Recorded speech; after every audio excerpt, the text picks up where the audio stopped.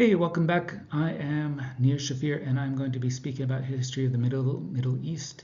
Today, we're going to be speaking about literature in the work of Adab, and maybe a bit about wine and women as well. Now, we've been speaking about the translation movement, about the development of Sunnism. The translation movement is when a whole variety of kind of scientific texts from Syriac, Greek, Persian, and Sanskrit were translated into Arabic and became the basis of kind of the Islamic intellectual tradition. When we speak about the development of Sunnism, etc., we have a whole variety of material from hadith collectors and theologians developing into that.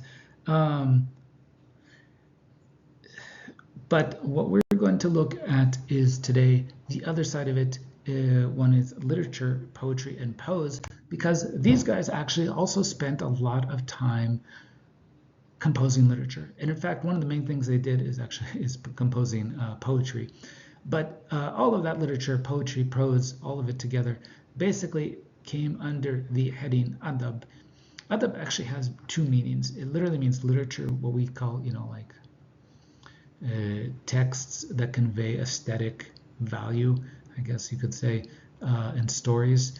But it also means how to behave properly. And the two were actually intimately connected. So to be someone who knows literature, to be adib, or the plural udaba, is both someone who is a literateur, someone who knows literature well, but also someone who's very well behaved, who knows how to move in society correctly. And this idea of adab is very different from the idea of ilm. So ilm we talked about before. Ilm is kind of systematic knowledge, specific knowledge of a topic. You have ilm al-hadith, the knowledge of hadith. Ilm al-hayat, knowledge of astronomy. But adab is more general knowledge. It's knowledge about how to be alive in the world and how to behave properly. And this was set out in different ways. There was, for example, the word kalila wa dimna, which was basically Sanskrit and Persian tales that created the model for this, that was then translated into Arabic. It was a set of fables, kind of imagine Aesop's fables with animals as characters. This was one of the very first things that's being translated. It's translated by a figure called Ibn al-Muqaffa, who sets up one of the kind of bureaucratic services of the early Abbasid state. And he is taking this knowledge and translating it to Arabic, developing in it, not for scientific purposes, but to give a type of literature that people could use for moral edification. But most of the things that they spent their time on was not just satire and prose and things like that, but actually poetry. Poetry was the king of all literature. It was the highest form of art at that time. It was the most difficult because not only did you just, not like, I don't know, Ruby Kaur or some sort of internet poetess today, you had to be in meter, it had to be rhyming, it had to then use all these different methods to create an image and do so within the strict groups of motifs that had developed. And this was all actually built upon the Arabic, pre-Islamic Arabic nomadic tradition of poetry, when they were like obsessive poets back then. These nomads would go around and basically, because I guess they didn't have that much else to do other than raid and take care of animals, they came up with poems, and then they would have these epic battles, basically rap battles, where they recite them, insult each other over poetry. Being defeated or being insulted in poetry was basically as bad as being defeated in battle. And in fact, there's a lot of different fights that could be resolved or started by a wayward poem. Abbasid literateurs, now writing about 200, 300 years after the the initial moments of Islam, actually were really interested. They had collected a lot of these old Arab poems. They went out into the desert to interview Arab tribesmen to see, well, what did these words actually mean? What were they talking about? They created giant lexicographies and dictionaries to understand that. And they kind of overall created Arabic into a formal poetic language with its own rules of whether it's meter and prosody, etc. If you don't know what those are, look them up. And really poetry bloomed in this period. But the interesting thing is, because this poetry is in Arabic, and in a sense, you don't have to know how to read or know too much. You just have to have the capacity, the ear for that language. and many different people could become poets. And one of the things he wanted to do is find a patron. You present to him a poem, which you would recite, and then you would ideally get some reward, ideally a bag of gold or a nice position or something like that. Um, Poets were one of the positions that they could have is the role of nadim, or drinking buddy. A boon companion is what they're called, if you know what that is. Basically, you're a guy who hangs out with the ruler or the governor, and kind of gives them, takes the edge off, hangs out. The idea is that, okay, if you're in a position of power, there's all these people who always want something from you, but what you really need is a friend. You need kind of a professional friend. And you need a professional friend who has a quick tongue, can make you laugh, knows all this stuff. And that's where poets come in. They often basically need someone who can hang out with you, who could do things for you informally, solve problems, etc. But wasn't like a direct servant, and so forth. You could think of him as like an entourage buddy, etc. So that was the idea of poets. Because of this, they were also meant to kind of push social boundaries. They could say things in poetry that wasn't acceptable to be said in general, just like we kind of expect songstresses or musicians to go a bit beyond general norms of propriety. Most of the time that these guys sat around and reciting poetry, they were doing so in what's called a majlis, or a salon, a private gathering. They're basically hanging out, drinking at people's gardens or homes. They would usually get in a courtyard. Remember, this is Baghdad. Elsewhere, it's not going to be too cold at night. Sit around, have a meal, and then they would have a wine server give them wine. Usually that wine is watered down, and then they continuously drink through that night. One of the hardest parts is reciting poetry impromptu as people got increasingly drunk. Some people were good at it, some people weren't. Majlises could be for a variety of reasons. You could have one just devoted to studying grammar texts. You could have one devoted to astronomy. You could have one where people just hung out and had a party. But most of the time what they did is that they exchanged poetry. They both composed poems that they then recited there, but they also ideally did it impromptu, which was always the highest level of skill. We don't have any images from this period that we're looking at, kind of 800, 1000, because there's just not very many images left from that moment. But we do have larger other images from later on, kind of 1600, 1500, where you can kind of see what maybe it would have looked like. People passed out, musicians playing, guys presenting different things in eating in different ways. Now, all of this, you might think, well, if these guys are drinking so much wine, is that okay? Because I know that in Islam, you're not supposed to drink wine.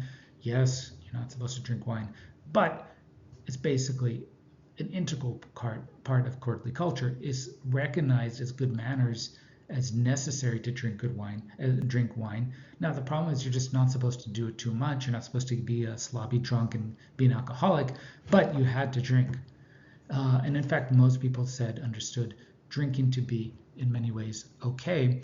And in fact, there's entire poems about the nature of drinking and manuals about how to get drunk. So this is a famous writer named Al-Khatib al-Baghdadi, the Baghdad preacher, writing a bit later, late Abbasid period, wrote a manual about how to crash parties and how to behave. He says, beware of drunkenness, for if the crowd sees you stumble or bungle your speech, they'll judge you by it. Drink 5 cups, 6 cups, 7 cups, but don't become drunk.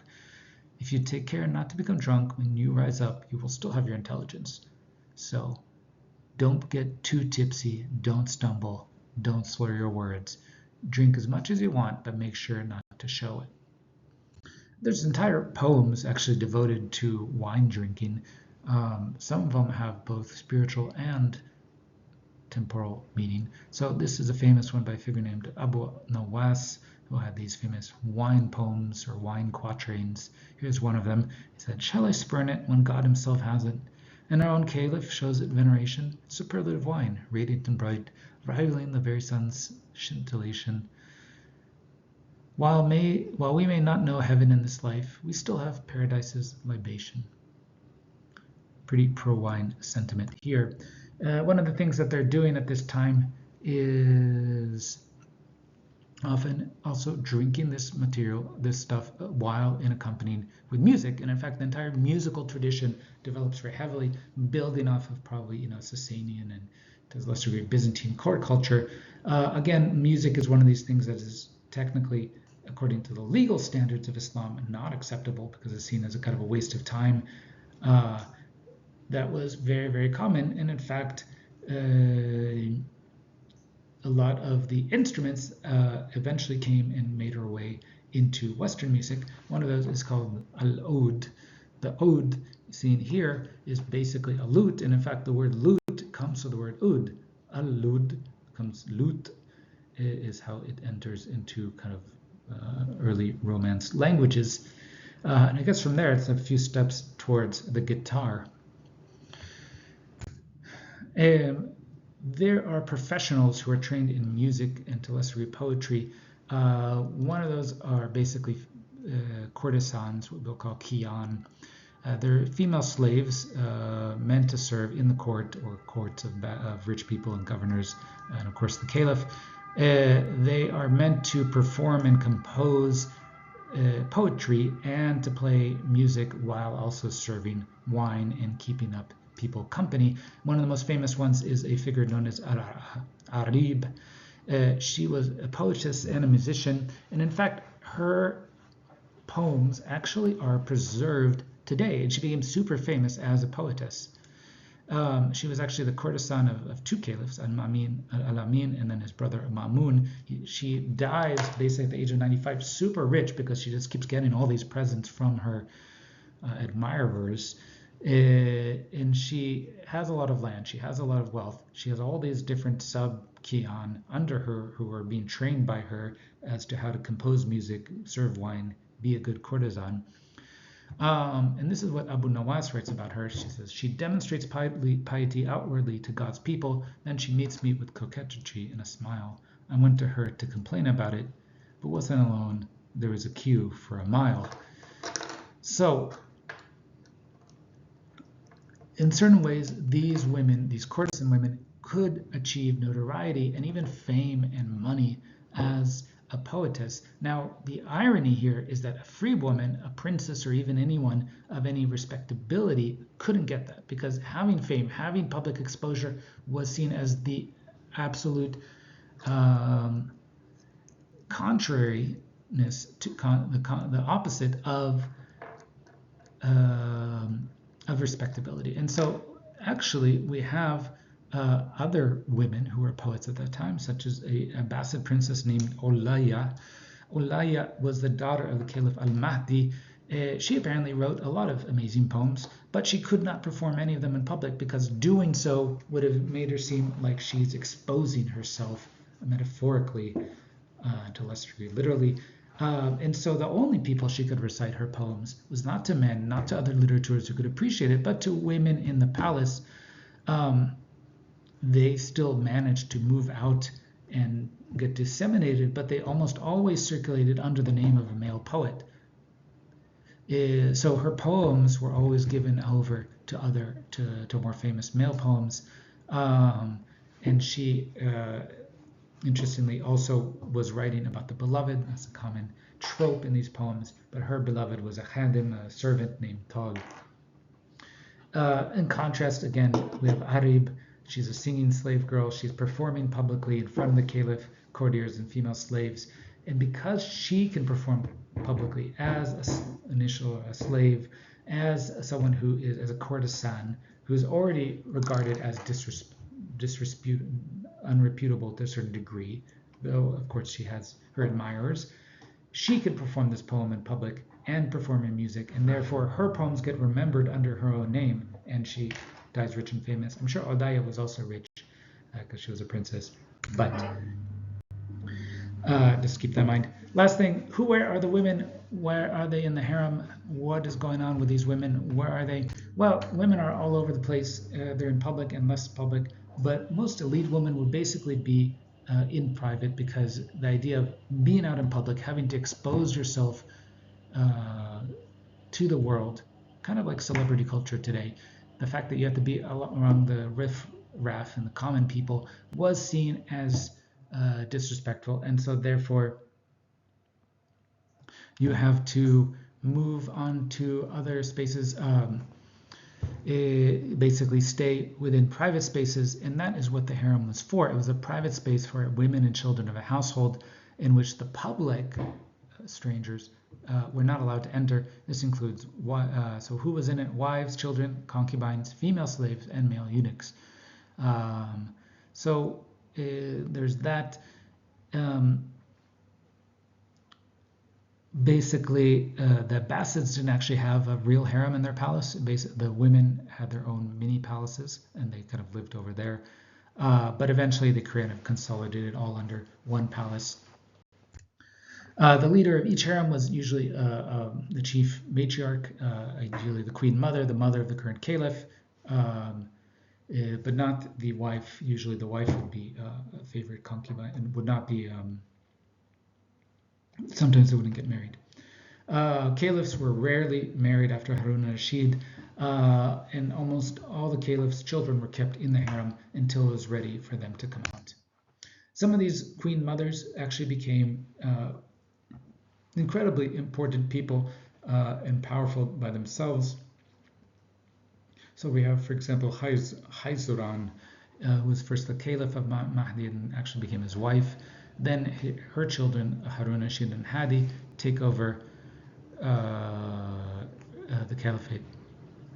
And in fact, it's that her children and not the children of her competitor, the wife of one of the first wife of al-Mahdi, who are actually the ones who managed to succeed. And that's because she holds immense power and connections over them. And ultimately, it's because her favor over Harun al-Rashid that allows him to succeed over her firstborn. And with that support, she becomes massively rich and powerful, and she builds up Mecca in many different ways. So there's always places for women in this world to work, but within certain constraints about publicness and so forth. Talk to you soon. Bye.